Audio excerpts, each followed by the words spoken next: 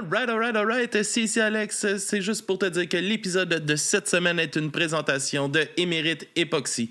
Pour une durabilité exceptionnelle et travail de qualité, pour tout plancher de garage, sous-sol ou pour réparer du béton altéré, pensez Émérite Époxy Inc. Contactez-les par Facebook ou courriel à emeriteepoxy@outlook.com.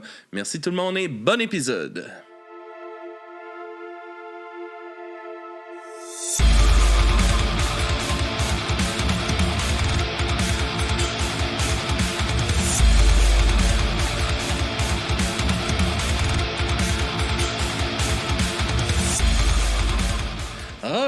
Alright. Bonsoir tout le monde, bienvenue au podcast du bruit à mes oreilles. C'est ici Alex et aujourd'hui au Bedondaine et Bedonron, encore une fois, merci de nous recevoir pour nos entrevues avec nos bands maintenant. Et je suis avec la formation Malartic. Yes sir les gars, comment ça va?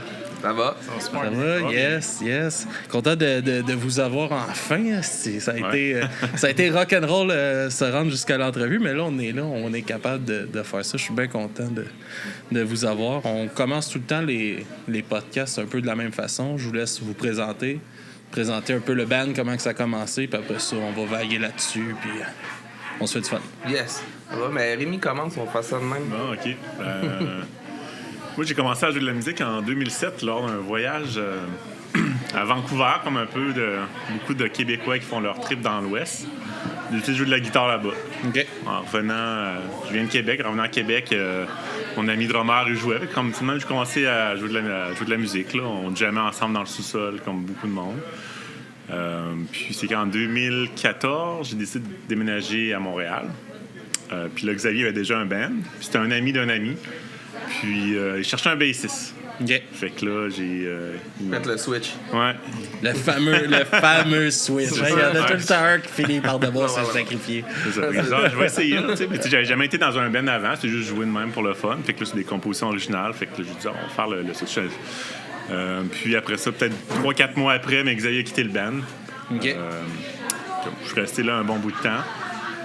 Puis on est restés amis quand même. On se voyait quand même souvent. On jouait pas de temps en temps de la musique. Fait que là, ça fait comme 12 ans, dans le fond, je joue de... Non, j'ai commencé en 2014, fait que ça fait... 11 ans. 11 ans, je joue de la bass. Fait que... Puis après, je vais... Tu rendu pas mal ton instrument? Ouais, mais tu sais, j'ai un peu plus de guitare que de bass. Mais je joue plus souvent de la bass quand même. Okay. Les deux, c'est le fun à jouer. Puis je pense que ça aide musicalement de pouvoir jouer plus qu'un instrument aussi. De comprendre le rôle, un peu tout ça. Puis après ça, pour le comment on est venus ensemble, je vais laisser un peu l'investigateur. Ouais, c'est ça. Laisser un peu de jus pour les autres. Good. Ouais, moi, c'est Simon. C'est moi qui joue de la batterie dans Malartic. Écoute, moi, je joue dans des bandes depuis vraiment longtemps, depuis que je suis jeune, à Rimouski. OK. Je viens de Rimouski. Un gars de loin. Je viens de loin. Puis pour les études, puis le travail après, je suis venu à Montréal. Fait qu'il y a plusieurs années que j'ai pas joué. Dans le fond... C'est dur de jouer dans un appartement à Montréal. Ouais, c'est ça, surtout de la batterie. Faut des parents généreux et... et des voisins généreux. Ou sourds. Ouais. Mais tu sais, c'est toujours quelque chose qui me tentait, qui m'est resté dans la tête. Puis un jour, tu sais, j'avais gardé ma vieille batterie chez mes parents. Puis j'étais là, un jour, je vais la ramener, puis je vais recommencer. Puis effectivement, c'est ça qui est arrivé. J'ai ramené la batterie, puis je me suis trouvé un petit groupe. On faisait des covers. Puis finalement, c'était super le fun. Mais ça s'est terminé. Fait que là, je me cherchais quelque chose d'autre, puis c'est là que j'ai trouvé ces deux gars-là pour jouer de la musique. All right. Puis, j'ai été super chanceux, on a vraiment du fun. Absolument. Ouais. Ben, on est un band couvre le Québec, parce que Rémi vient de Québec, puis Simon vient de Rimouski, puis moi de Montréal. Fait que les trois, là, on couvre pas mal toute la Québec. C'est un peu une rencontre et pas se poser. Là. Non, c'est ça. Mais on est basé à Montréal, parce que c'est là que ça se passe. Le band, moi, c'est Xavier. Je suis initiateur du projet de Malartic avec un drummer qui s'appelle Charles Petitclerc. En fait, j'étais dans un band qui s'appelle Météor un peu avant la pandémie. Puis durant la pandémie, ça a été... Ça a été tough. Ouais, ça a été tough pour bien des bands, puis bien du monde pour juste la pandémie. Puis ça... Le deuxième confinement a un peu mis fin à Météor, mais comme je voyais que il y avait du sable dans l'engrenage, que c'était de moins facile, ben moi, je voulais me trouver un autre projet. Fait qu'avec Charles, c'est une annonce que j'ai répondu. Il cherchait un guitariste pour faire un projet puis sur Internet, puis nos influences correspondaient. Fait que j'ai dit OK, let's go. On fait quelques pratiques, puis après ça, ben c'est ça. On cherchait un bassiste. Rémi était disponible. On a commencé à travailler avec Rémi à la base. Y a-tu une idée au départ de juste faire une formation duo? Ou... Il y a eu ça un peu au départ, mais. Parce qu'il y a eu quand même beaucoup là, dans les dernières années. On a vu beaucoup de duos exploser quand même, là, que ça marche bien. Puis, ça marche, mais nous, on l'a essayé, il manquait quelque chose. Puis j'aime ça des fois faire des solos, tout ça. Souvent dans les. White Stripes, c'est un duo, le gars il fait des solos, là, mais. C'est ça, il manquait un peu de trucs. Fait avec Rémi, ça a vraiment. Ça a collé, là, tu sais. On est autour de 2021 à peu près. Là, le projet a démarré entre les deux confinements, vers la fin, en tout cas 2021. Charles, on a pratiqué pendant peut-être un an, un peu moins d'un an, ensemble les trois, avant d'avoir assez de matériel pour faire un show. Fait notre premier spectacle, puis après notre premier ou deuxième spectacle, là, je m'en souviens plus. Charles a dit qu'il a décidé de mettre son énergie ailleurs. Là. Ça a été vraiment correct comment il l'a fait, mais il avait besoin de temps pour lui, pour faire d'autres projets qu'il voulait faire, tout ça. Fait qu'on s'est retrouvés après un ou deux spectacles, là, puis commencer à avoir du matériel intéressant sans drummer. C'est là qu'on a mis l'annonce, puis on a trouvé Simon. Est-ce que ça a passé proche d'être peut-être aussi une fin pour le band à ce moment-là? Ou... Oui. C'est sûr, parce qu'on a cherché quand même un petit bout des drummers. Là. Ouais, je pense. C'est dur à trouver, les drummers. Ils sont occupés. Pas proche de la fin, je dirais, mais c'est sûr que si on ne trouvait personne à m'amener, mais c'est moins le fun un peu. Là. Sans drummer, on s'en va un peu plus. Il manque aussi quelque chose. Ouais, c'est sûr. Là, ça aurait été un drôle de duo bass-guitare. C'est la musique qu'on fait. Là. Sans le beatbox. Ouais. Quoi, on a vu un band récemment, puis on en reparlera tantôt, qui avait un beatbox, puis c'était quand même bien. C'est vrai que ça aurait pu être une solution, mais on a trouvé Simon, puis on est pas mal chanceux. Là, Simon, toi, t'es rentré dans le band en 2022, ça se peut-tu? Ouais, en 2022. Dans le fond, comme Xavier disait, c'est pas moi le drummer d'origine. Puis j'étais arrivé, fait qu'il y avait déjà. Il y avait déjà du matériel, fait que c'était intéressant pour ça. Fait que moi, il fallait que je mette un peu là-dessus. Le retard là, que j'avais dans le band, mais au moins, il y avait il y avait déjà de quoi de solide à travailler dessus. Fait que ça a été intéressant quand même pour moi d'arriver. Ouais. Fait qu'on a. Il y avait des shows aussi de booker. Là. Dès que Simon t'avais, on a booké des shows, on avait déjà fait. Tu mets une pression, ça? Ouais, non, il y avait une petite pression. Apprends parce que on joue dans le public dans 2 mois. Ouais, c'est ça. Mais ça s'est bien passé. On a commencé quand même relax avec des open mic. Ah, OK. Des shows dans des open mic, ça doit. C'est quoi l'expérience de ça un peu? Il n'y a pas beaucoup de bands qui ont parlé de ça. C'était 3 tunes, je pense. T'es allé 2-3 fois. Hein? Ouais. Non, c'est super parce qu'il marche vraiment beaucoup de Turbo House, l'open mic.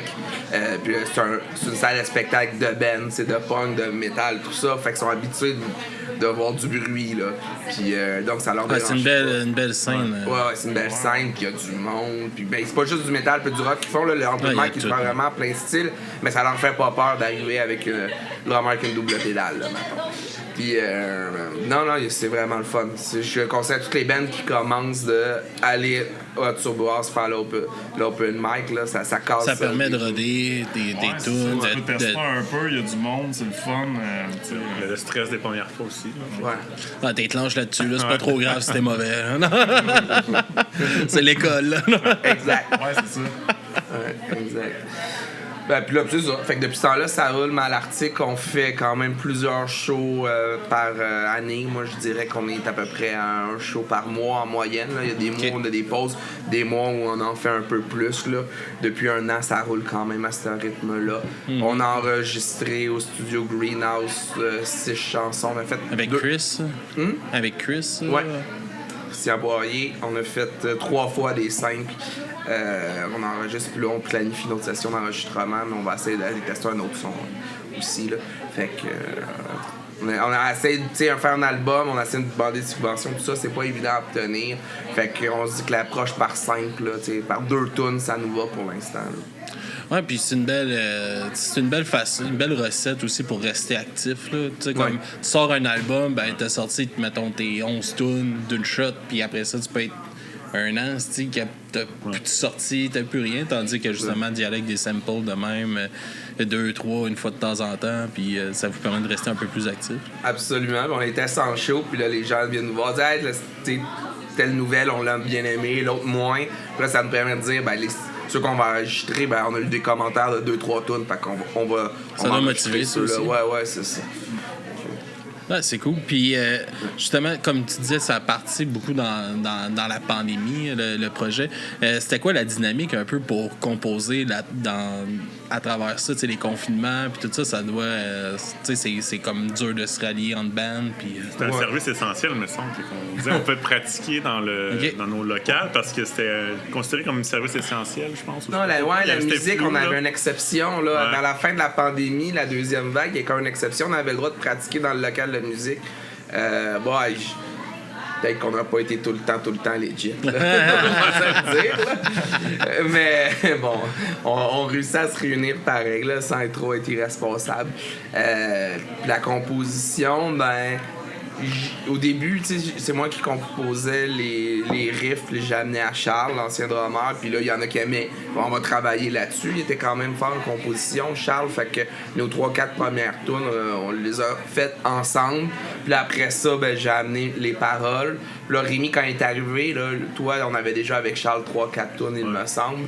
Puis là, de ça, ben là, T'avais déjà aussi 2-3 tunes que ça faisait longtemps que t'avais en bande. On a adapté un peu là, au style qu'on faisait. Là. Okay. Effectivement, parce que j'ai tout le temps été dans des bands, en tout cas très souvent, mais c'est mon premier projet, que c'est moi le compositeur principal, le chanteur, le guitariste. Fait que j'avais quand même du bagage de riff pas utilisé. Qu'on a utilisé avec Malartic, pardon.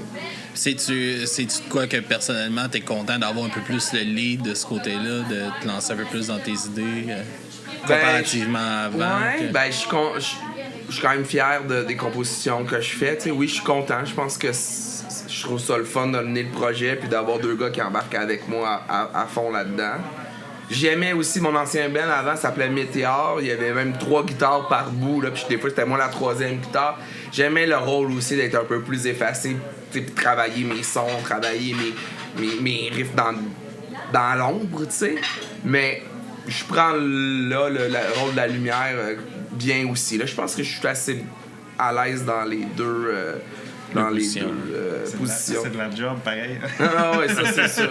Ça, c'est de la composition, les amener, être chanter, en avant, chanter, jouer de la guitare. D'ailleurs, la voix, c'est pas mon instrument. Là. Moi, c'est plus la guitare. Ça en prenait un qui le fasse dans le band. Fait que c'est moi qui le fais. Il y en a un qui s'est sacrifié pour la bass. Tu peux bien te sacrifier pour la voix. Exact. J'ai jamais vu ça de même. Bon argument. Il veut que je fasse des back vocals, fait que là... tu peux pousser un peu quand même. Là, c'est grave.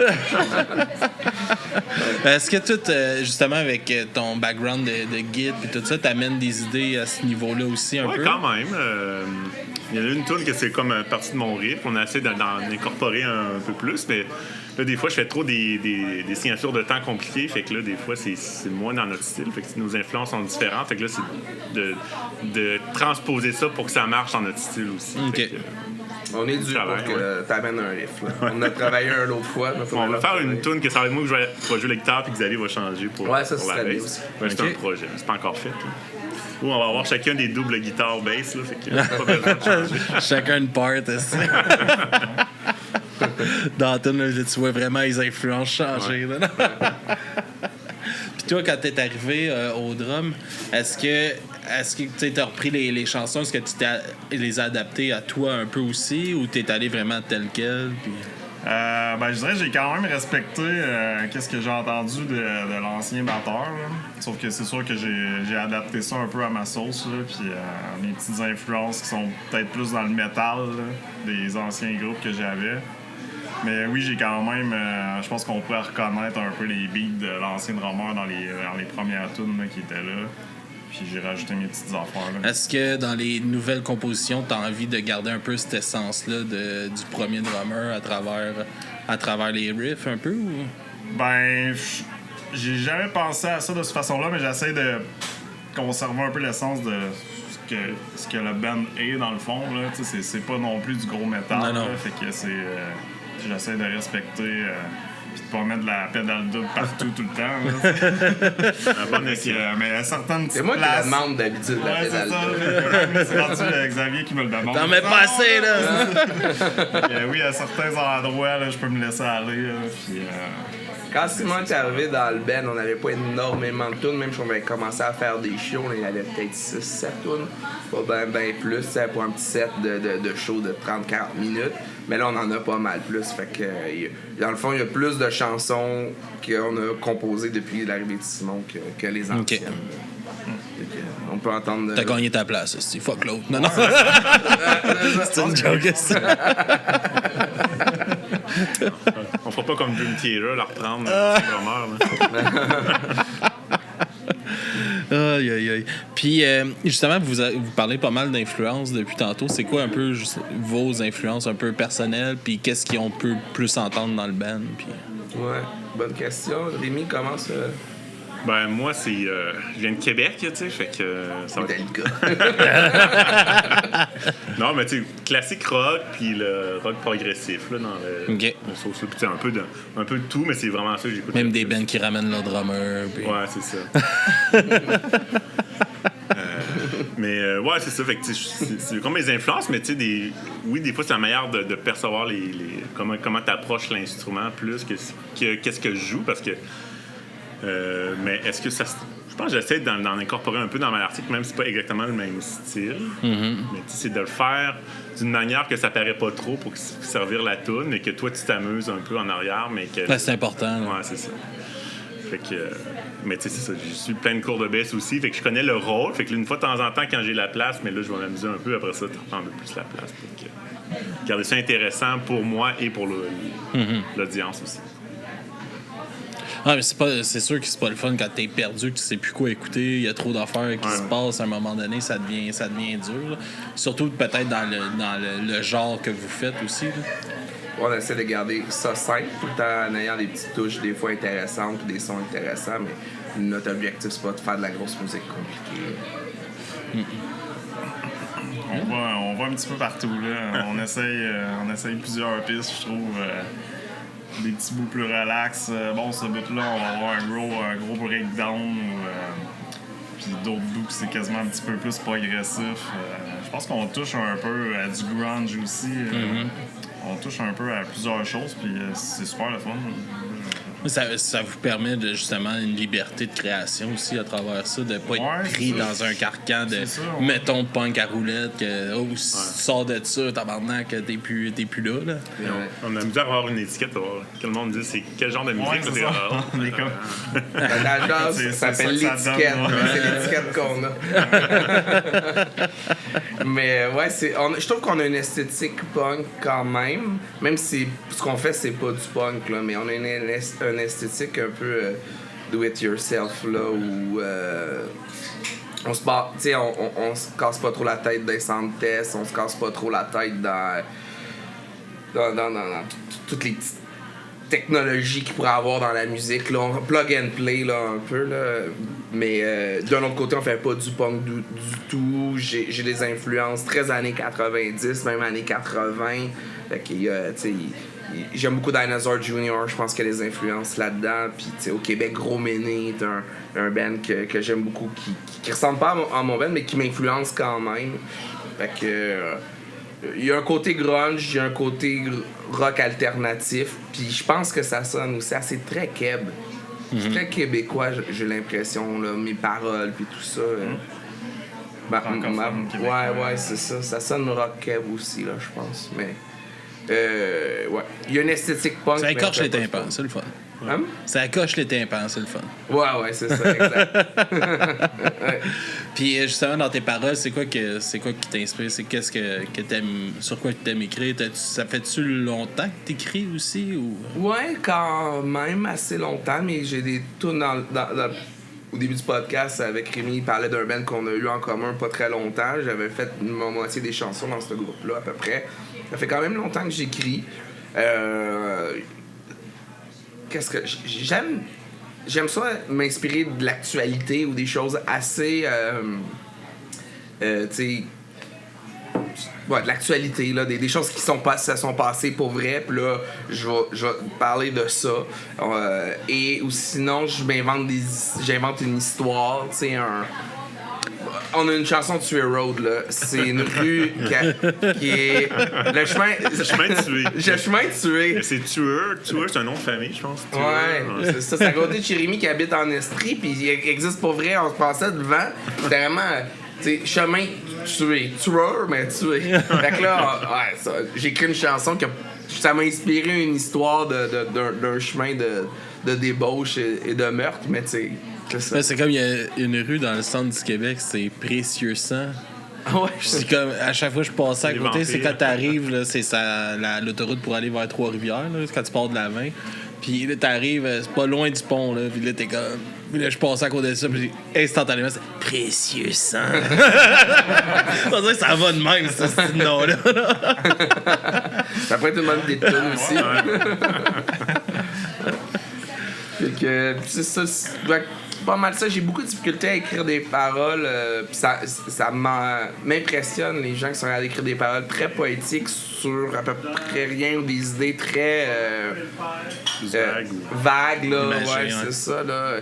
Puis j'ai des bands que j'écoute que tu sais pas trop ce qu'ils vont dans le choral, mais que c'est super beau. Puis je trouve ça vraiment bon. Je suis vraiment plus terre à terre dans mon écriture. C'est soit une histoire, soit l'actualité. C'est pas tout le temps engagé, ça n'a pas besoin d'être engagé, mais je suis assez terre à terre. Ça te vient de où, ce besoin-là d'écrire des paroles, de composer des textes? Bonne question. Ça me vient de où? Je pense que j'ai un côté créatif important. Que j'exploite dans ma musique. Comme je dis, moi, je suis guitariste en premier. Souvent, les riffs de guitare vont arriver en premier. Puis, après ça, je vais mettre des paroles par-dessus. Puis, je deviens de plus en plus bon à force d'en écrire, d'écrire un riff, puis de penser déjà une mélodie de voix par-dessus. Au début, j'avais beaucoup de difficultés. Mais je pense que c'est la créativité, mais tu sais, on a cherché une chanteuse ou un chanteur. On est toujours, sans chercher activement, un peu à l'écoute si jamais il y aurait quelqu'un de quatrième membre qui se joindrait au band pour chanter. Puis ça me dérangerait pas de laisser l'écriture des paroles, au moins en partie, à cette personne-là si jamais on trouve un bon fit. T'sais. C'est pas quelque chose que je tiens absolument à me vider le cœur sur les feuilles, là, sur les paroles, mais je pense que j'ai quand même un certain talent. Je pense que c'est pas trop mauvais ce que j'écris. Moi, ce sont jamais trop plein. C'est ici que ça se passe. Let's go, les gars. Non. Puis en attendant qu'on trouve quelqu'un, c'est moi qui l'aide à chanter. Il est pas chanceux parce que c'est pas mon premier talent, mais bon, écoute, j'essaie de donner un coup de main comme que je peux. Ouais, les back vocals dans un band, rock de même, c'est bon, c'est important.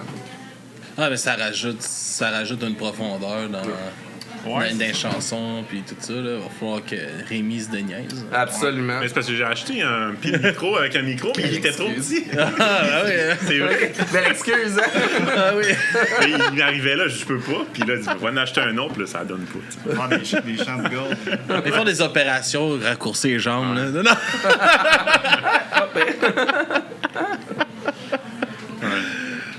C'est quand même drôle, c'est la première fois que j'entends qu'un pied de micro est trop petit. Il était pas ajustable, dans le fond, c'est que je l'ai mis au plus haut, puis là, je peux pas. Il peut pas se pencher. Fait que là, je m'en fous d'en acheter un autre. Esti, Belle excuse. Toutes les excuses sont bonnes. Après ça, c'est les procrastinations un peu. Ça arrête tout le temps. Ouais, ça veut dire que ça, il tente pas tant que ça d'en faire. Hein? Ça me tente plus à moi qui m'aide que lui. En même temps, c'est peut-être une faveur que je fais aux auditeurs aussi. Mais peut-être qu'on le sait pas, puis finalement, ça va être le contraire, puis c'est ça qui va faire que t'es tabarnak. Absolument, c'est ce que je dis. Le chanteur principal. C'est ça qui hésite. Il est sûr qu'il chante mieux que moi, mais il veut pas le faire. Hey, ça serait parfait s'il embarque, puis tabarnak. T'en sais Xavier, câlisse. Ouais, direct à la voix. Ouais, oui, c'est ça. Ou un autre bassiste. Puis, tu sais, vous parliez que vous aviez un band ensemble pendant un bout. Est-ce que. C'est quoi qui a changé dans votre façon de travailler ensemble, entre, mettons, ce moment-là? L'autre personne n'est plus là. Ben, c'est sûr qu'il y avait un autre. Dans l'autre band qu'on avait, notre ami en commun, c'était beaucoup un projet de moi et lui, puis lui composait beaucoup aussi. Lui aussi avait ses influences, très progressives aussi, très folk. Fait que Rémi était. Quand il est venu, c'était comme. Transition. Ouais, c'est ça, le troisième. Puis, bon, moi, j'avais envie que le projet lève et j'étais prêt à faire des sacrifices. Pas des sacrifices, mais j'étais prêt à ce que ça soit pas temps pour temps parfait pour aller jouer devant des gens. La personne avec qui on était très perfectionniste, très perfectionniste. Puis bon, chacun sa vision, là, c'est pas pour critiquer personne, mais fait que quand il est arrivé, c'était une période de transition, puis moi, je m'en ai, j'ai fait, ben non, j'ai envie de, même si c'est pas parfait, de jouer devant du monde, là, tu sais. Fait que là, c'est sûr, l'autre, c'est ça qui change, parce que l'autre composait peut-être 60%, 70% des chansons. Je peux le nommer, Jean-Michel. Il composait 60-70% des chansons. Puis là, c'est tout moi qui fais. Fait que il est poigné avec ma composition. Est-ce que vous, ça vous a tenté un peu de vous impliquer dans ce côté-là, parole, un peu dans... Une fois de temps en temps, d'enligner Xavier un peu, ou arriver avec des textes même? Moi, les textes, c'est pas... Tu sais pas qu'est-ce qu'il chante, hein? Non. C'est pour ça qu'il veut pas faire back vocal, mon gars. Il a pas envie de les apprendre, les crises de parole. Des fois, il chante quelque chose, puis là, je dis, c'est ça que tu dis, puis il dit pas pantoute, je vois. Lui, il pense que mes paroles, c'est une ligne partout. Moi, j'ai les cues, c'est juste les cues vocales. Puis après ça, le restant, je sais pas. Pas d'essayer avec ChatGPT de m'aider, mais ça. Sans joke, là, je sais que t'aimes pas ça. Non, mais. On sait que c'est la meilleure idée tout le temps, ça. Je pourrais en composer, mais c'est pas quelque chose qui tient tant que ça. Mais oui, une toune ou des rires, apporter des trucs, là, oui. Mais les paroles, tu sais. Peut-être amener, je pourrais apporter une toune au complet, puis je dis voici. Mais après ça, c'est de mettre les paroles sur les trucs, que c'est pas. C'est pas tant mon fort aussi d'arranger. Des fois, tu dis, ça c'est le bon, mais après ça, qu'est-ce qui vient après? Là, c'est ça qui est des fois qui est dur à arranger en groupe, mais j'essaie d'aider un petit peu par. Mais moi non plus, je pense que j'ai jamais vraiment aidé dans les paroles, côté paroles et écriture. C'est te laisse tout seul là-dedans, ouais, Nesty, hein? Laisse bien les choses tout seul, là, la seule chose que il y a André qui a créé un courriel, pis c'est tout. C'est mon père, on le salue. Non, mais j'ai composé des paroles avec la batterie, je fais des bacs, puis tout le reste, c'est Xavier et Rémi. Qu'est-ce que c'est, Rémi? T'as composé quoi? Non, mais cette semaine, j'ai envoyé des paroles avec tout le nom de nos tunes. J'ai fait une histoire avec tous les noms des titres de nos tunes. Regarde. On va mettre ça sur notre site. Ouais. Puis, comment que ça se passe, justement, un peu la préparation pour un show? Quand vous bookez puis tout ça, puis là, vous partez pour un show, c'est quoi un peu votre mindset pour le set puis tout ça? C'est quelque chose de compliqué? Justement, parce que vous avez comme des chansons sorties, est-ce que vous les dispatchez plus pour justement le monde? Ah, Chris, on en a une qu'on connaît? Ou... Oui, on a dans notre... On a... Je pense qu'on est à 19 chansons. 19? Moi, je pense qu'on est rendu à 19. Si vous faites des cachotteries, les gars, là. Si, on a hâte d'entendre ça. Parce qu'ils ont pas compté, là, mais... Il y en a 3-4 qui n'ont pas de bass ni de drum. C'est le nouveau plat, ça. C'est vous mettre hâte, il va partir acoustique. Il va partir acoustique dans pas long, là. Mais ouais, c'est ça. Fait que mais dans nos 19 tunes, on en a quand même 7-8 qui sont tout le temps là. Les autres roulent. Il y en a qui sont très souvent là. Il y en a qu'on a fait longtemps qu'on n'a pas joué, qui vont peut-être être abandonnés. Là. Fait que avant de faire des gigs, on pratique les sets au moins un mois avant. Ça fait que c'est souvent difficile de préparer un enregistrement puis de préparer un show. Mener les deux en même temps, c'est pas évident. Puis après ça, je leur propose aussi ça. Ils participent. Puis je propose un set où on se dit quel ira avant les commentaires qu'on a eu, quel tune on ferait. Ouais, c'est ça. On essaie de changer un peu notre setlist pour tu sais, celle-là, elle sonnait bien après l'autre. Puis on a eu des bons commentaires où on a senti que il y avait quelque chose qui se passait avec ces deux tunes-là. Fait que c'est. Merci. C'est une bonne idée de les mettre une après l'autre, puis pas toujours faire le même setlist. On va introduire une nouvelle tune, ce show-là, juste pour voir comment ça va aller, puis tout ça. Y a-tu justement, quand vous rodez des nouvelles tunes, y a-tu un petit stress qui vient avec ça de comment que ça va réagir de... C'est sûr, puis on se rend compte que ça prend quand même quelques shows, spectacles avant que la tune qu'on a composée, même si nous est bonne au studio, elle soit bonne en show. Puis des fois, après 1 ou 2 shows qu'on a fait une nouvelle tune, comme là, notre dernière Minerai, on a fait 2 fois en show, puis on vient en studio, puis il y a quelque chose qui accroche. Puis là, on est en train d'essayer de trouver ce qui accroche pour être encore meilleur la prochaine fois. Mais oui, il y a un stress. Puis moi, il y a aussi d'apprendre les paroles, pas se tromper dans les paroles, tout ça. On présente pas 3 nouvelles tunes dans un gig, là. D'habitude, c'est une. Puis après ça, on va la roder un peu, après ça, on va en remettre un autre. Fait qu'on les incorpore comme ça, tranquillement. Si on gagnait notre vie avec ça, puis là, on irait dans un studio pendant 3 semaines composer un album, là, ça serait différent. On arriverait, bam, on présente un album, mais là, c'est pas ça qu'on fait, là. Est-ce que c'est votre but ultime de sortir un album en ce moment? J'aimerais ça. Ça serait un objectif que j'aurais, qu'on a, mais il faudrait trouver moyen d'avoir du financement un peu pour un album, parce qu'un bon album bien produit, puis on aimerait ça, puis je pense, vous pouvez me dire le contraire, mais aussi qu'on a un producteur aussi, ou quelqu'un qui est en arrière de nous, qui dit « Hey, ce bout de tune-là, scraper ça », puis « Ah non, celui-là est en... » Ça peut faire une méchante différence. Allonge-le ou raccourci ou... Ouais. Ça, puis avoir... si je peux vous en donner un conseil par rapport à ça aussi, mais comme je vois ça souvent avec ils font souvent des comités d'écoute aussi pour les albums.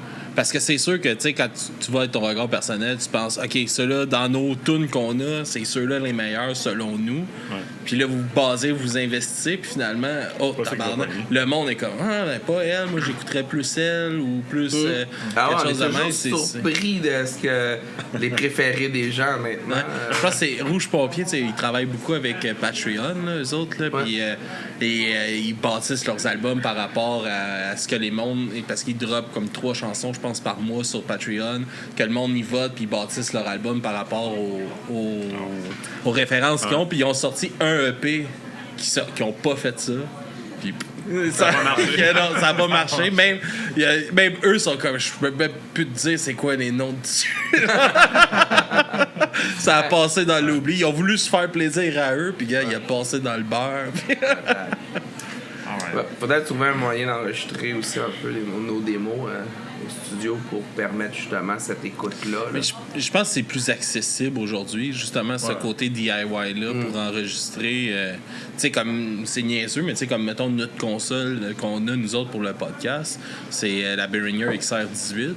Puis tu sais, c'est 16 entrées préamp que tu peux enregistrer multitrack, les 16 entrées.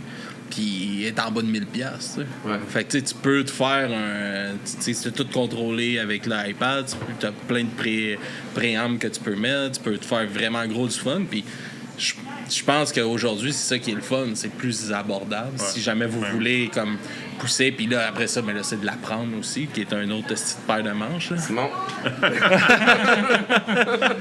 J'aimerais ça de pas... Mais ça serait, comme tu disais, un bon apprentissage. C'est un investissement de temps. J'ai l'impression que ça s'en vient de plus en plus accessible. Mais puis je pense... C'est quand même pas... tout le monde qui Ça peut fait dire, sauver je suis tellement rendu de capable coups, là. d'enregistrer. Ouais. Ça fait sauver tellement de coups de juste comme mettons pas tu sais oui c'est le fun si t'es capable de t'enregistrer d'un bout à l'autre puis après ça t'as juste mettons ton mastering à faire ou ton mixage là, mais si t'es capable de juste faire une bonne pré-prod t'arrives en studio là puis tu gagnes tellement de temps juste avec une bonne pré-prod là, tu sais. Ah, c'est clair. C'est à penser, je pense, pour de vrai, d'avoir quand même dans l'air qu'on est aujourd'hui, là, pour les bandes qui. Surtout que tout va tellement vite aussi aujourd'hui. Là, l'écoute, là, c'est. Faut que tu hook, puis après ça, ça passe à l'autre, puis c'est pas long, là. Absolument. Ouais, c'est une bonne idée, puis on s'en a déjà fait parler aussi. Moi, tu sais, dans le band, ma chaudière est pleine, là, tu sais, je peux pas me mettre encore plus. Fait que, tu sais, je me retourne vers mes deux collègues, là. Faut qu'ils s'impliquent un peu, ces deux-là, tabarnak, à un moment donné, hein. un peu. Sinon, t'aurais parti un projet solo. C'est ça. Puis genre, je suis vraiment nul en technologie comme ça. Fait que je pense que il y a des personnalités qui sont vraiment soit perfectionnistes pour faire de l'enregistrement, pour faire des trucs studio puis tout ça. Fait que moi, c'est moins mon bag, mais je pense que ça serait une bonne chose. Message lancé ici. Non, non. Comme tu dis, je pense qu'il y aurait moyen d'enregistrer des tracks sans que ça s'aille. Mais t'as pas besoin besoin. Pour une pré-prod, là, c'est juste ça. Puis arrivé en studio, t'as une pré-prod, là, même ton réalisateur va être content. Là, Ben ouais. Ça va sauver des coûts, sauver du temps. C'est. La dernière pré-prod qu'on a faite, j'avais fait ça avec mon téléphone que devant mon la Star. ordinateur. Ouais, à la boîte. C'est la même chose. La Bitters. Merci. Les bonnes bières du ballon, qui sont bonnes. Là. Ça faisait, là, avant de commencer à enregistrer ici, ça devait faire 2 ans que j'avais pas pris une bière. Ah ouais? Ah ouais? Tu sais, mais je bois du rhum, là, Ok. normalement. Là. Puis, depuis que j'enregistre ça, là, j'ai mon mercredi, là, mercredi ou mon jeudi, là, on prend 2-3 bières. ouais. Je suis comme, c'est qui est bonne. Ben, en dehors d'ici, aucune bière. Nous, on a des bons amateurs, pareil. On a notre... c'est dans notre routine, tu sais, tu parlais de notre routine pré-show, là, mais une des trucs qu'on fait en routine pré-show, c'est quand on va chercher les instruments, les amplis, tout ça, au local, il y a une bière qui va avec ça. Ouais, c'est comme notre moment de band, on pack le stock, puis un petit rituel. C'est important d'en avoir ça aussi, des petites affaires de même que Chris, c'est notre routine, ça nous met dedans, puis ça crée quelque chose aussi entre vous autres, sûrement aussi. Oh, oui, puis ça soude le band avant le show, tu sais, puis ça nous... ouais, c'est ça, ça nous soude, puis ça allait peut-être un peu de stress aussi, peut-être de cette routine-là, puis cette habitude qu'on a, là, de moments entre nous, là, bière ou pas bière, là, mais de petits moments entre nous, avant d'aller jouer, je pense que ça allait une petite couche de stress. Ouais, ça nous fait décompresser un petit peu. Ouais. Let's go, on y va. C'est ça. Craquer un peu. Les deux. Décompresser et craquer en même temps. Les deux, c'est important. Fait que, c'est ça. je parle d'arriver bon mindset au show, puis là, c'est parfait. Puis, justement, y a-tu déjà arrivé, là, comme vous rodez une toune en show, puis que Chris, ça marche pas, là. Tu le vois dans la foule, t'es comme, si on a shooté à côté avec celle-là. Puis comment que ça te fait sentir, Xavier? Ben, je suis content que les autres les aiment. Je me dis, au moins, il y a celle d'après, ils l'ont aimé. Ouais, c'est sûr, ça arrive. Des fois, on revient en show, du show, puis là, on essaie de la retravailler pour l'améliorer. Mais j'ai comme l'impression qu'une toune, quand tu présentes, tu sais, que tu as monté, oui, tu peux la retravailler pour l'améliorer, mais si tu mets toute la changer, ben, tu perds un peu de temps parce qu'elle va revenir quand même comme sur ton idée de base. Ça va toujours rester là. C'est peut-être des fois mieux de l'abandonner puis d'aller en trouver une autre. C'est-tu dur à faire? J'avoue que il y a des tunes que je suis attaché puis ça me ferait de la peine d'être obligé de les abandonner. À date, on n'a pas abandonné beaucoup. Les premières, mais il y a une de nos chansons qui s'appelle Le Village qu'on peut-être enregistré un jour. Les boys l'aiment beaucoup. Tu sais, en show, là, Puis moi, je l'aime un peu moins. Puis les gens en show, certains disent que c'est notre meilleur, puis d'autres disent que c'est la pire. Fait qu'elle est vraiment clivante pour une raison que j'ignore, les gars. Tu vois, celle-là me dérangerait pas tant de l'abandonner, mais eux, les gars, ils tiennent vraiment. Fait qu'il y a du potentiel, c'est juste qu'on l'a pas encore débloqué. Ouais, c'est peut-être là le travail de produit que t'en fais. On a une chanson qui s'appelle Maison en feu, qu'on aimait beaucoup au départ. Présenté en show, ça levait pas. Puis là, tranquillement, elle a comme été un peu abandonnée. Les paroles, j'ai trouvé bonnes, par exemple. Mais regarde, c'est ça. Ça, c'est la tune que c'est moi qui avais amené en plus. Ouais. C'est pour ça que ça me tente pas. Ouais, c'est ça. Tu veux plus t'impliquer, là. Quand tu le fais, il l'abandonne. Comme une maison en feu, tu sais. Merci. Mais comme tu disais tantôt, on est tellement pas très bon juge, je pense, les artistes, pour savoir quelle tune va marcher. T'sais, nous, on a nos préférés, mais c'est rarement les mêmes que le non, public. Puis c'est de quoi que j'ai remarqué beaucoup avec le podcast, justement, là, à force de parler avec des bands, on pensait là, que ça allait scorer ça, puis finalement, on a passé complètement à côté de la track. Puis c'est niaiseux parce que c'est tellement dur de savoir. Ouais. Puis c'est ça, à un moment donné, vous êtes les trois, c'est une composition, vous avez investi du temps, vous êtes biaisés. C'est sûr que vous l'êtes là, à ce moment-là. Ouais, bien. Xavier disait des fois une tune que j'aimais moins au départ, mais à force de la jouer, je l'apprécie de plus en plus. Puis j'ai du fun finalement avec cette tune-là. Puis là, j'aime ça à jouer. Puis finalement, je l'aime beaucoup cette tune-là, mais le public a pas nécessairement autant de fun que moi avec ça. Ouais, il y a une grosse différence entre une bonne tune puis une tune le fun à jouer. Ce sont souvent les bonnes les tunes que le monde sont pas nécessairement les plus le fun à jouer. Là. Souvent sont écœurés des jouer, ces tunes-là. La tune qui fonctionne le plus du band, c'est Mego. C'est une tune que j'ai composée il y a longtemps. On parlait de mon vieux stock que j'ai ramené. Ça, c'est une tune de peine d'amour que j'ai composée avec guitare acoustique. Très, très depressed, là. Comme mélancolique. Mélancolique, là. Très emo. Très emo, exact. Mais non, mais elle était même pas punk un peu rien. Mais non, là, on l'a fait version punk un peu, sans trop d'attente, en se disant ça fait une tune de... Et finalement, regarde, c'est pas une tune super simple, je pense que c'est notre plus simple ou à peu près. Celle qui marche le plus, là. Les gens, là, en tout cas, sur les écoutes, sur les médias sociaux, c'est elle qui fonctionne le plus. En show, je sais pas, là, mais... Bon, le monde l'apprécie quand même. Mais ça me serait pas, moi, dans mon... Par exemple, je ferais mon top 5-6 de mes meilleurs toutes du band, ça serait pas dans le top 5-6, c'est sûr. Oui. Ouais. Pas les jours marchent, en tout cas. On a tout un tune qu'on aime moins. Est-ce que des fois... justement, comme vous deux, que c'est Xavier qui apporte la plus grosse partie de la composition, puis tout ça. Comment que vous l'approchez, vous, quand il y a de quoi que vous êtes comme ça, là, ça marche pas, je pense pas que c'est une bonne idée. Est-ce que c'est difficile de mettre un peu son pied là-dessus en pensant que c'est ça, normalement c'est Xavier qui drille ça un peu plus? Ou? Écoute, moi, en tout cas, pour ce que je vois depuis que je suis dans le band, je pense que tout le monde est assez ouvert aux suggestions. Puis c'est un truc que j'aime beaucoup dans le band, c'est que je pense pas qu'il y ait de problème à dire que. Il n'y a pas de guerre d'ego là. Ce bout-là, genre, non, ça marche pas, ou ce bout-là, c'est excellent. Je pense qu'on n'a pas trop de contraintes à se le dire. Puis il n'y a pas trop de problème, en tout cas. J'ai pas vu de problème à date à faire ça. Puis c'est un des trucs que j'apprécie avec eux autres, c'est qu'on... Il y a de l'écoute, oui, c'est Xavier qui a composé la tune, mais je pense que ça ne dérange pas, puis même il doit apprécier qu'on lui dise que bon, ça fait être au service de la tune, vraiment. Ouais, c'est ça, tu sais.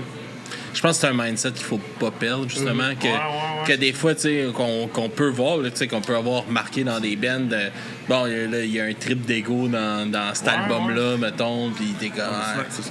Souvent, des fois, on va faire des suggestions, on dit c'est ça, puis on l'écoute, c'est mieux ou c'est pas mieux, puis on va faire les ajustements. Mais en général, on n'a rien apporté vraiment pourri de dire non, on va vraiment pas le faire. Puis, des fois, tu fais un petit démo sur le cellulaire, t'es comme, je suis pas ça, puis on le joue en mettre, finalement, il y a quelque chose, là, puis on bâtit là-dessus. C'est pas vraiment arrivé qu'on a dit c'est pourri que c'était fait, on veut pas le faire. Ben, je pensais pas à pourri. Non, là. c'est pourri, ça. J'avais pas ces mots-là en tête. Là. On y dirait, Y a-tu une chanson peut-être que justement au contraire toi que t'as voulu comme plus pousser puis que t'as peut-être travaillé un peu plus pour la faire passer justement? Ouais. L'été à Montréal, qui est une chanson assez simple, smooth pour nous là, c'est pas si smooth mais smooth pour nous, avec 90% de la chanson, il y a juste 2 accords. Fait que, mais pas si simple, mais au niveau de l'arrangement est assez, en tout cas des accords est assez simple. Eux étaient pas sûrs au début de cette chanson-là. C'est une chanson que j'aime beaucoup puis que je chante bien puis j'ai un long solo aussi. Ça j'aime bien ça. C'était à ça tu tenais. C'était à ça tu tenais. J'avais le goût d'avoir une ce solo-là, je peux pas le mettre ailleurs. Exactement. Fait qu'on va construire une tourne autour de mon solo. C'est voilà la chanson la plus longue avec, c'est ça, un long moment de 2 accords. Il y a une influence de Brian Johnston Massacre. Je sais pas si ça dit quelque chose comme Ben. Et genre d'influence comme ça. On a déjà amené une tambourine dans le show pour que les gens se prennent puis je joue de la tambourine en attendant qu'on fasse la tune. Quelle sorte de vous fucker d'un temps pis tout là. Des fois, Mais au début, Tu sais quand le monde il clappe des mains là, c'est souvent bon. Hein? Une des tunes que j'ai appris justement à apprécier puis que maintenant j'adore jouer. Ouais, mais tu sais, c'est toujours, comme Rémi dit tantôt, je vais leur envoyer, mettons, des idées de chansons, genre j'étais avec mon téléphone, tout ça, je chante à peu près là-dessus, puis ça sera pas top comme chanson. Finalement, à force de la jouer... là, ça doit aider. Ouais. À force de la jouer, ça va, puis bon, la dernière tune Minerai, on n'est pas encore totalement satisfait, mais moi, j'étais super content quand je l'ai composée. Vraiment, je trouvais ça super bon, puis là, on est en train de la jouer, là, on va la retravailler, là, elle n'est pas encore terminée, mais je me disais, peut-être que finalement, mon enthousiasme est un peu surévalué. Peut-être que ça sera pas dans notre top, mais... C'est ça. Quand tu as une idée, tu la joues chez toi, ça peut être bon. Tu l'as en band, c'est moins bon et vice-versa. Mais je pense que l'été à Montréal, pour répondre à ta question, c'est vraiment la chanson que je l'aurais plus mis entre à la gorge. Elle est juste longue. C'est comme bon, à un moment donné, je me tanne. Je suis comme, on va-tu changer d'accord? On va-tu faire d'autres choses? Ça finit plus. Quand tu l'écoutes, c'est différent parce que t'es plus porté. Mais quand t'as juste comme, je suis tanné de jouer ça. C'est la jouer qui est moi, c'est cette partie-là, dans le fond. C'est comment, mais plutôt qu'est-ce que je joue, c'est bon, mais à un moment donné, je peux jouer d'autres choses à un moment donné. Mais en même temps, je pense que la tune est bonne pour ça parce que ça te laisse porter un peu par le. Mais c'est souvent ça que le monde aime, hein? T'sais. Quelque chose qui est. C'est pas compliqué à comprendre, puis let's go. On a des bons commentaires de cette chanson-là, en général. T'as bien fait de te battre. J'ai bien fait de me battre. Absolument. T'es prêt à aller dans le ring. Si je pourrais me tromper de note, des fois, elle serait moins bonne. Je vais changer les accords si je veux. Un peu ambiante. Ouais, crée-toi une ligne de bass, c'est fun à travers ça, mon gars. Là. Faut que je fasse le groove. Là. Si je fais le bon groove, ça va être. Ouais. Puis, comment vous voyez ça un peu, justement, peut-être? Est-ce que c'est de quoi que vous envisagerez de faire des clips ou des affaires de même aujourd'hui? Est-ce que c'est quelque chose c'est un objectif aussi que vous aimeriez faire? Objectif, je sais pas, mais c'est quelque chose que ça serait bien. Je trouve que notre image pourrait être développée. Je mets quand même beaucoup de choses sur les réseaux sociaux. Encore là, c'est pas que ça m'occupe, mais je suis pas un spécialiste des réseaux sociaux. Puis je pense que oui, un vidéoclip, ça serait bien. C'est les réseaux sociaux. Ouais, c'est comme faut que toujours tu sois là-dessus, des bouts de vidéos. Puis je pense que oui, un vidéo, ça serait quelque chose qui pourrait être gagnant avec une bonne chanson. Il s'agit juste de monter le projet après. Là, parce que, tu sais, mettons aujourd'hui, je sais pas à quel point qu'un clip est important, mettons, de faire un clip pour une tune, que de faire, mettons, tu sais, comme je vois souvent, comme Sucker Punch ou des bands comme ça, que tu vas scroller, puis c'est toutes des 15 secondes, partout, un peu partout, du même segment de la chanson qui est plus payant. Est-ce que c'est plus payant de, justement, se péter un trip de, si on va jouer notre chorus à 60 places, puis on va pitcher ces 60 affaires-là sur les réseaux sociaux, qui est... Tu les roll partout. Peut-être. Tu railroad partout, tu railroad sur, tu railroad. Ah oui, ça serait vraiment le fun. On l'a filmé l'autre fois, non? On a filmé le chemin en même vitesse qu'à la C'est un petit chemin de même 500 mètres, peut-être. Mais Le clip sur Tuer Road. J'ai essayé de rouler à la même vitesse pour que la tonne arrive à la fin, mais je suis allé trop vite, genre à 20 km/h. Quand on parlait de l'enregistrement, puis bon, on le fait pas, puis il faudrait l'apprendre autant les réseaux sociaux, puis la promotion, c'est pas évident non plus. C'est comme d'autres talents, tu sais, on est trois, on fait notre possible, on compose de la musique. Ça demande quand même beaucoup de ça demanderait des gens pour nous mousser ça, autant pour la promotion des réseaux sociaux. C'est tellement dur à comprendre. Moi, avec le podcast, c'est moi qui fait le booking, qui fait la promotion, qui fait tout ça. Puis je m'occupe aussi des autres podcasts qu'on produit dans la promotion. Puis tout. Puis j'ai l'impression que j'envoie des balles dans l'univers, puis je suis comme, j'espère que ça va marcher. J'ai aucune idée de ce que je fais. Puis tu sais, comme YouTube, là, on a investi dans un studio vidéo, puis tout ça. Puis je pense que j'ai investi pour faire des Reels sur TikTok, là, parce qu'audio, on s'adresse à du monde qui écoute de la musique. Fait que, c'est pas du monde qui va nécessairement aller checker de quoi sur YouTube. Là. Mais c'est comme, tabarnak, comment de trouver comment les algorithmes marchent, de trouver un bon hook, trouver une bonne approche, c'est tellement tough, là, pour de vrai. Là. C'est un métier. Ben oui, exact. Exact. Puis un moment donné, checker des tutoriels tout le temps. Là. C'est ça. Sacrément. Oui, tu sais, le podcast, on a parti ça de. Moi, je suis parti ça. Moi, j'aurais aimé avoir un band, puis c'est de la misère à trouver, tu sais, justement du bon. Fait que je vais me trouver un projet que je peux faire. Moi, je joue pas de musique, mais j'aurais crié dans un band dans le temps. Puis aujourd'hui, c'est ça. Je me suis dit, je vais me trouver un projet, je peux leader tout seul, que ça dérange pas si je suis tout seul, ou tant mieux s'il y a du monde avec moi. Mais je me rends compte que toute la job qu'il y a dans un projet de même, t'es comme tabarnak que c'est quelque chose pareil. C'est beaucoup de choses à apprendre. Là. Absolument. Ouais, puis on n'a pas tous les talents. Tu peux être bon compositeur, bon arrangeur, bon musicien, bonne présence sur scène, mais pas connaître l'enregistrement ou pas faire de la bonne promo, ou être bon en promo puis pas faire live. Fait que oui, effectivement, c'est beaucoup de choses à apprendre. Et à maîtriser, puis c'est impossible de tout maîtriser non plus. Qu'est-ce que... c'est quoi vos prochains projets là, que vous aimeriez comme vraiment avancer dedans, que c'est comme le prochain objectif, c'est de sortir encore un ou deux autres singles, ou de s'enligner peut-être pour un petit EP ou... Ben, on va sortir un autre single, là. Ça, on est pas mal en train d'organiser ça avec le studio, ça devrait se faire, là. La date est bookée, tout ça. Je pense qu'on essaie de bâtir un fanbase, des fans. C'est quand même difficile d'avoir du monde qui n'est pas nos amis ou notre famille qui viennent nous voir, tout ça. Puis c'est dur à faire quand il manque de matériel pour le faire. Puis tout devient compliqué, là, justement. Là. Ouais, fait que c'est bâtir un fanbase, puis là, on a quand même un bon réseau de bands. Pour faire des shows, trouver des bands pour nous accompagner ou nous joindre à l'IBES. Ça va. Là. On a développé avec l'Étiquette, là, qui est une agence de groupe, puis avec aussi d'autres connaissances à Montréal, tout ça. Là. Ça, c'est bon, mais il reste à développer notre fanbase.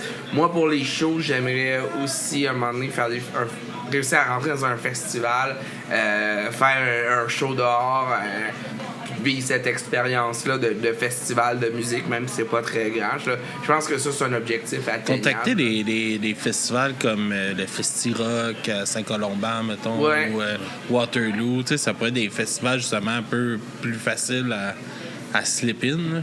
On était à la recherche de ça. J'ai écrit, je vais écrire. Fait que ça, c'est un objectif qu'on a.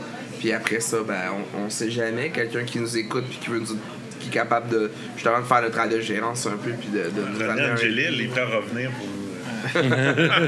c'est sûr que tu veux un groomer demain aussi de ça encore, je pense qu'on aimerait ça sortir un peu de Montréal puis aller à l'envoi du c'est justement, tu sais, vous venez vous venez, tu sais, justement, vous couvrez une grande partie du Québec, mais c'est dur de sortir de Montréal, d'aller jouer ailleurs.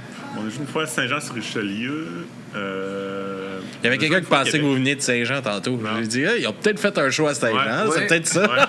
Absolument, on a fait un show à Saint-Jean. On a fait un show à Québec, c'était super fun, il y avait beaucoup de monde. Mais tu sais, d'y aller souvent, c'est sûr que Mais tu sais, vu que je viens de là, fait que là, j'ai amené quand même beaucoup de monde. Mais sinon, s'il vient pas de Québec, le monde, s'il vient de Montréal, il va pas amener personne, tu sais. Fait que c'est quand même. On a essayé de faire un show à Rimouski. L'impression qu'il y a des clics un peu. Ouais, aussi. Des clics. On arrive à sortir quand même un peu de Montréal, mais comme Rémi dit, c'est d'amener du monde. Donc, ça prend des bands locales qui nous invitent et qui, après ça, là, on peut se faire une soirée puis nous, on a un band invité un peu. Puis moi, je peux rendre l'appareil à Montréal. J'ai quand même un bon réseau à Montréal. Non, on a réussi quand même. Puis ça a été l'objectif de l'année passée de sortir de Montréal. Là, on a quand même réussi. On a un show à Sainte-Thérèse dans 2 semaines. Puis on a un show à Québec au mois de mai. Il y en avait 2 à Sainte-Thérèse qui s'en viennent, non? Non, il y en avait un de fait. À la Cale, le 29 mars, puis la fin de semaine d'après à Sainte-Thérèse. OK. Fait que ça, on a invité Parce que je pensais sur votre Bandcamp, j'ai vu 2 fois Sainte-Thérèse. Ah, t'es pas. Parce que t'as une toune à un moment donné qui s'appelait Sainte-Thérèse. Peut-être. Elle n'est pas avec le groupe, mais c'est une vieille toune qui s'appelle Sainte-Thérèse. Ou c'est une erreur du Bandcamp. Ouais. Ou c'est une erreur du Bandcamp, parce qu'on a juste un show prévu là-bas. Mais il y a un moment donné, parce que la date a changé. C'est peut-être ça qui est arrivé. La date est changée, puis l'ancien show, c'est peut-être pas effacé sur le Bandcamp. Ouais, fait que ça, on est content, on a réussi à sortir. Puis là, je vais peut-être travailler pour un show peut-être au Saguenay. Moi, bien ça. Il y a une belle scène, il y a l'air d'avoir une belle scène au Saguenay. Ouais, je pense que oui. Le monde sont contents que les gens se déplacent jusqu'à là. Fait que pour de vrai, vous devriez avoir une belle soirée si vous réussissez à vous booker. C'est de se booker de quoi pour y aller aussi, là, tu sais, peut-être un petit arrêt à Québec le vendredi. Ça pourrait être une micro-tournée. Pas l'hiver, parce qu'on va rester pas dans le parc. Notre crise de parc. Amenez vos skidoo, tabarnak. S'il y a moyen d'arranger ça pour que ça soit le fun en plus, on est prêts. Ouais, puis tu sais, c'est le but, je pense, pour que ça prospère bien, c'est de se mettre des objectifs réalisables. Si tu pousses un objectif puis que tu n'as pas les moyens de te rendre à cet objectif-là, c'est là que ça devient décourageant parce que là, tu es juste dans la recherche puis dans un peu l'échec parce que, Chris, bon, cette voie-là, ça va pas marcher. De se mettre des objectifs sûrs, tu sais, c'est comme... Ça a toujours été ça avec le podcast aussi, tu sais, comme d'année en année, bon, là, notre objectif, là, on a fait tant d'écoutes durant l'année, mais notre objectif pour l'année d'après est quand même pas... C'est de faire soit... au moins la même chose, tu sais. Puis, fait que, tu sais, on a été capable de le faire, c'est-à-dire on est capable de le refaire. Puis c'est de même, tu sais, ça regarde la motivation de pousser le projet, puis d'avoir des petites réussites, parce que, tu sais, un band, c'est tellement d'heures d'investissement pour si peu au bout, là. Puis c'est là qu'à un moment donné, ça devient, je pense, dur sur les bands. Effectivement, mais on n'a pas les objectifs. On sait jamais l'avenir, puis ça arrive tant mieux, mais on n'a pas les objectifs d'aller grandeur ou de faire le Centre Bell ou même dans la vie. Moi, je voulais faire le forum. Là. Le forum, mais là, il a permis de se rendre au cinéma. Ben écoute, le cinéma, il peut se remplir. Alors, on pourrait faire le Colisée. Jouer une salle de cinéma, let's go. Mais effectivement, je pense qu'il faut avoir des objectifs atteignables. Puis, tu sais, il faut le faire pour le plaisir aussi. Souvent, avant un show, on se dit on va jouer devant pas grand monde, on fait beaucoup de temps, beaucoup de préparation, des pratiques avant, amener le lieu, transporter les amplis, les guitares. Là, beaucoup de travail. Là, tu fais un jam. Ça arrive une fois, mais pas du temps. La plupart du temps, on passe la très grande majorité du temps, on passe toujours une super bonne soirée. On finit ça du stage, on est content. C'est comme, waouh, on a une belle énergie, il y a plus de monde tout le temps qu'on pensait. Puis ben écoute, on fait ça pour ça, là, c'était vraiment le fun. C'est là qu'on se dit, finalement, ça valait la peine. Ça valait la peine de changer les cadeaux. Ça compense. Il en faut. C'est toujours ça, tu sais, parce que, comme que je disais, c'est tellement d'investissement personnel dans un projet comme celui-là pour une carotte au bout qui est crissement petite à partager. Là. Oui, ben c'est sûr. Puis, je pense qu'il y a beaucoup de déceptions dans des groupes ou dans des projets qui ont qui font un album, qui sortent un truc vraiment un peu démesuré pour le niveau qu'ils sont. Là, ça foire, il n'y a pas d'écoute. Tu y crois tellement. Ouais, c'est sûr que c'est bon, puis là, finalement, je me rappelle, notre première année, dans l'année, on a eu 1000 écoutes, genre. J'étais comme... Ça, c'est notre première année. Là. C'est une île différente ou c'est. Ben, je sais pas. C'est dans l'année. Sûrement qu'il y a du monde qui ont suivi là, un petit peu. Mais j'étais comme, hey, une chance qu'on n'est pas genre drivé par ça. Puis, tu sais, au début, on faisait que des critiques d'albums. Puis, tu sais, c'était un moyen de. Juste, moi, je travaillais à l'extérieur. Je revenais 4 jours ici. Je m'assisais avec un de mes chums. On prenait une bière puis on parlait de musique. Là, fait on s'en calissait de faire plein d'écoutes. Puis encore aujourd'hui, c'est pas l'objectif, c'est pas de faire ça. C'est de promouvoir la scène. Puis c'est ça. Moi, je fais des rencontres. J'ai cette chance-là que je parle avec du monde qui sont passionnés, qui ont une passion, puis ils m'en parlent. Comment tu veux que je passe une belle soirée? Ouais, c'est clair. Vous êtes rendu à combien de groupes? Combien de bands passées? Ouais. Je sais pas, mon gars. On a du bruit à mes oreilles, on est rendu avec. On a sorti notre 510e épisode cette semaine. Là, fait que puis mettons les 50 premiers, on faisait pas d'entrevue. Après ça, on a commencé un peu, puis à un moment donné, on faisait une semaine sur 2 d'entrevue. Fait que on doit avoir pas loin de 300 400 entrevues de faites. Ça fait du stock. Ben ouais, j'en ai écouté quelques-uns de vos podcasts. Des récents, là, des entrevues récentes, tout ça. Oui, ça fait que ça date quand même d'un certain bout. Ouais, c'est ça. Puis tu sais, moi, qu'est-ce qui me motive en ce moment, beaucoup dans le podcast? Tu sais, oui, il y a ces rencontres-là, mais j'essaie d'aider d'autres podcasts aussi. C'est pour ça qu'on a commencé à faire de la production de d'autres, puis d'essayer de les aider, puis de les distribuer sur notre chaîne, puis tout ça. Puis, tu sais, de guider là-dedans, puis d'essayer de faire du produit québécois, le fun à écouter, puis intéressant, parce que je trouve on a beaucoup de podcasts au Québec qui se font, mais il y a beaucoup de marde qui se fait aussi, puis c'est pas bon pour tout le monde. Tu sais, moi, je veux que les autres podcasts soient bons, que les mondes trippent sur les autres podcasts pour que ça leur donne envie de découvrir le mien. T'sais. Fait que je pense, tu sais, en ce moment, c'est ma grosse drive de travailler avec tout le monde, d'essayer de pousser tout le monde, puis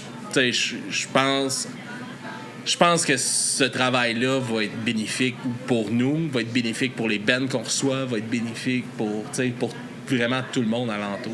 Fait que je pense que c'est ça. Il faut se trouver des affaires de même qui nous accrochent parce que c'est ça. C'est tellement d'investissement qu'il faut que tu ailles de quoi qui te fasse du bien au bout de ça. Là, ouais.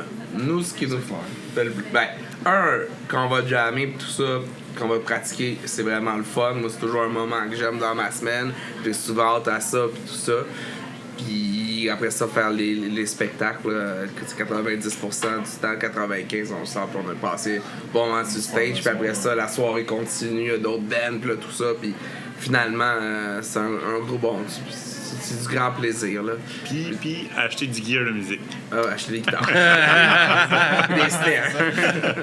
C'est une excuse pour acheter du gear. C'est ça, dans le fond, on fait de la musique. Juste pour ça. Juste pour expliquer pourquoi. J'ai besoin du nom de guitare pour cette tune-là. Ouais, c'est comme dans l'ancien studio. Là, j'ai comme... Ben là, ils sont chez nous en ce moment. J'ai comme 5 ou 6 guitares. Puis je joue pas de guitare. C'était juste comme... Ah ouais, mais... Il faut un décor pour le studio, c'est beau des guitares. J'ai pas de couleur là. C'était pas des grosses guites là, mais ça reste que le monde rentrait. Hey, tu joues de la. Je joue pas de guite, mais il y a 6 guites sur le mur. C'est beau. Puis j'avais un gars. Oh, c'est le déco. Il y avait un gars que je travaillais avec dans. Moi, j'ai travaillé sur le chantier d'Hydro-Québec, la Romaine, dans le coin d'Orse-Saint-Pierre. Puis, à un moment donné, je suis allé chez un arpenteur avec qui je travaillais. Puis, tu sais, un bonhomme de 56 ans, là, que sa maison est payée. Il travaille dans un gros chantier de construction toute sa vie. Là, fait qu'il roule sur l'argent. Puis là, il dit, hey, faut que je te montre qu'est-ce que je me suis fait dans ma cave. Là, il s'est fait un bar dans sa cave. Là. Mais lui, c'est un tripeux de musique. Mais il joue de rien. Là, je descends dans sa cave, là, il s'est fait il tripe ses Harley aussi. Fait un gros bar Harley Davidson. Là, il y a un gros projecteur Ultra HD qui projette lui, il tripe sur Nightwish. Là. Il écoute Nightwish à longueur de journée sur son esti de projecteur.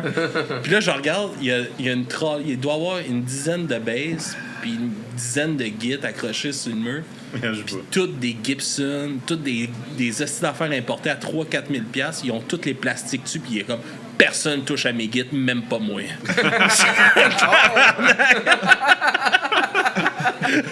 Comment tu dépenses ton argent là-dedans? Il dit, je me gâte, là. J'ai travaillé toute ma vie pour cet argent-là. Là. La marde, il fait bien. Oui. C'est juste triste de voir des beaux instruments de même qui serviront à personne. Tu cherches pas un héritier? Il y a des enfants. C'est Gibson, je pense, la vie, c'est made to be played. Tu sais, il y a des Gibson, des Fender, des ESP importés, en tout cas, toutes sortes de styles d'affaires, là. Un tripeux, là. Il y avait des câbles de guide plus haut que moi, il joue pas. Mais c'est beau. Son bord, il lookait en tabarnak. C'est clair. Hey, là-dessus, les gars, ça fait plus qu'une heure qu'on jase déjà. Je vous laisserai peut-être nous présenter les chansons que vous voulez nous faire jouer ce soir. Ouais. Donc, on va commencer par vos 2 chansons à vous, puis on finit avec votre découverte. Yes. Donc, 47, c'est une chanson sur la tragédie de Lac Mégantic. C'est une des premières chansons que j'ai composées pour le band. Et j'ai toujours beaucoup aimé cette chanson-là. Ça, c'est une chanson un peu engagée qui m'est venue d'une lecture. Puis aussi, j'ai étudié un peu en gestion des risques, gestion des catastrophes. C'était lié aussi avec mes études, tout ça. Puis, une chanson que j'aime beaucoup, qui roule pas beaucoup sur les plateformes, mais qui, je pense, a quand même un certain potentiel. Puis 47 victimes. Mm-hmm. Oui, exact. Merci Rémi de le frère de mon ex est une des victimes de cette catastrophe-là. Une de ces 47 personnes. Une esti d'affaires, cette affaire-là. Et une grande tragédie. C'était-tu dur d'écrire là-dessus? De trouver un bon angle dans tu sais, avoir le respect de... J'ai même rencontré l'auteur de c'est une bande dessinée sur la tragédie. Et qui m'a vraiment inspiré beaucoup les paroles. Puis j'ai même rencontré dans un salon du livre l'écrivaine. Et j'étais allé lui dire que ça m'avait inspiré une chanson. Donc, est-ce que ça... Tu sais, je suis pas touché... Ça n'a pas été si dur parce que je suis pas touché personnellement par la tragédie. Je connais personne qui habite dans le coin de Lac Mégantic et tout ça. C'était vraiment un angle sociologique puis inspiré par ma lecture. Et aussi, je trouve que, bon, peut-être que les vrais coupables sont pas... J'ai plusieurs coupables, il y a un coupable, mais peut-être qu'il y a des choses qui sont encore inexpliquées là-dedans. Pourquoi ça s'est passé? Je pense qu'il y en a beaucoup. Ouais, c'est ça. Ouais, exactement. Et puis l'autre chanson, c'est 47. Est-ce que tu viens de me dire? Ouais, puis l'autre chanson, c'est Tuer Road. Sûrement. Ça peut être ça. On les a pas toutes en on y rajoute après. Là. Fait que Tuer Road, on en a parlé tantôt, c'est l'inspiration d'un chemin à côté de Jérémy. Puis j'ai écrit une histoire complètement inventée de tueurs et c'est ça. Puis il dit chemin tué. Il dit mais compose une toune. Ouais. Puis il dit OK. Puis il a composé le lendemain. Puis c'était ça. Ça, c'est une toune facile à composer. Ouais. Oui. C'est probablement la toune la plus simple aussi dans la structure, qui marche toujours très bien en spectacle. On finit à peu près tous nos spectacles là-dessus. C'est-à-dire que c'est une toune qui finissait bien les spectacles. Les gens sont contents de l'entendre. Puis c'est ça, on débarque de sang, puis le monde dit Tuer Road! C'est comme catchy parce qu'on le répète souvent. Le refrain, c'est Tuer Road. C'est juste ça les paroles, non? Ça a été une toune vraiment facile à composer. Quoique, quand je l'ai mis à chanter pour la première fois, les paroles sont pas sur le même timing que les accords. C'est quand même un décalage, mais une fois que je l'ai pogné après ça. Ouais. Il y a un solo aussi. Puis moi, j'aime ça faire des solos. Il y a un solo. C'est ça, là. Ça, c'est les années 80, ça. Non? Il change de guitare dans le solo. C'est compliqué, là. Bon, la guitare solo, la guitare rythmique. Il y a des switches de guitare. Ah! Faudrait qu'on pense à ça. Puis après, qu'est-ce que tu nous présentes en découverte? Ouais, Ta gueule d'Andy, c'est un band avec qui on a joué récemment, qu'on a beaucoup aimé. L'influence de Jean Leloup. Fait un show à la Marche d'à côté, il y a une semaine et demie. Qui est un bar de la Marche d'à côté, c'est un bar à Montréal sur Saint-Denis, un beau petit bar auquel on va jouer souvent. Et j'ai vraiment aimé leur vibe. Il y a une influence Jean Leloup là-dedans. C'est tantôt au début du podcast, on parlait de. Il y a un pas de drum puis un beatbox. C'est ça. Dans le fond, ils sont trois dans le band. Bassiste, clavieriste qui fait le beatbox, plus le guitariste. Puis je trouvais ça super bon. Puis je voulais le partager pour que les auditeurs l'entendent. On va aller écouter ça. Les gars, où est-ce qu'on peut vous suivre, vous encourager? C'est quoi les meilleures places pour tomber sur Malartic?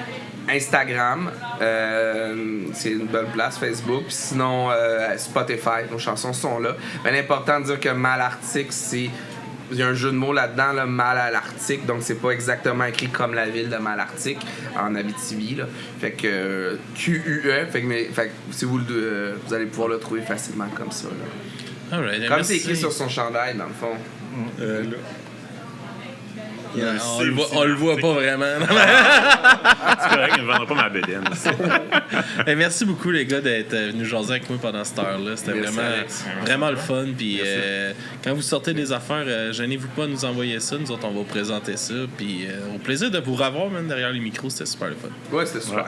Good. Fait que, bonne soirée, tout le monde. Et on se dit à la prochaine. Au revoir.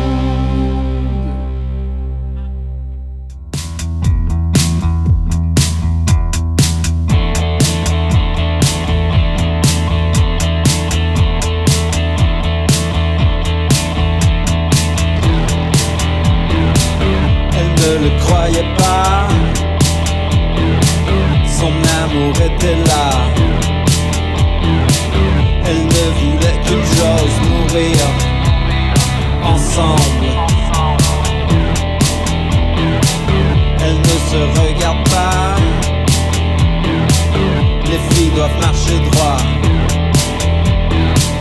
Dans leur église de merde, c'était comme ça. C'était comme ça. Sauve-toi, sauve-moi, mon amour. Je suis à toi pour toujours. Nous ne sommes rien du tout.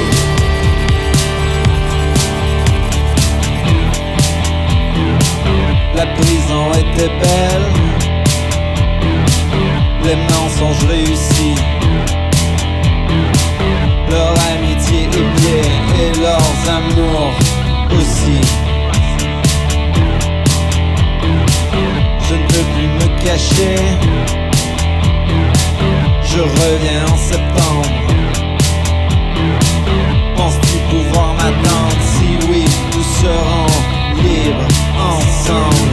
Si oui, nous serons libres ensemble. Sauve-toi, sauve-moi, mon amour. Je suis à toi pour toujours. Nous ne sommes rien du tout. Sauve-toi, sauve-moi, mon amour. Je suis à toi pour toujours. Nous ne sommes rien du tout. Des caresses, des histoires, des conneries, des miroirs, des miracles qui n'arrivent pas. Des caresses, des histoires, des rêveries en mémoire, des miracles, des théâtres avec moi. Des caresses, des histoires, des conneries, des miroirs, des miracles qui n'arrivent pas. Des caresses, des histoires, des rêveries en mémoire.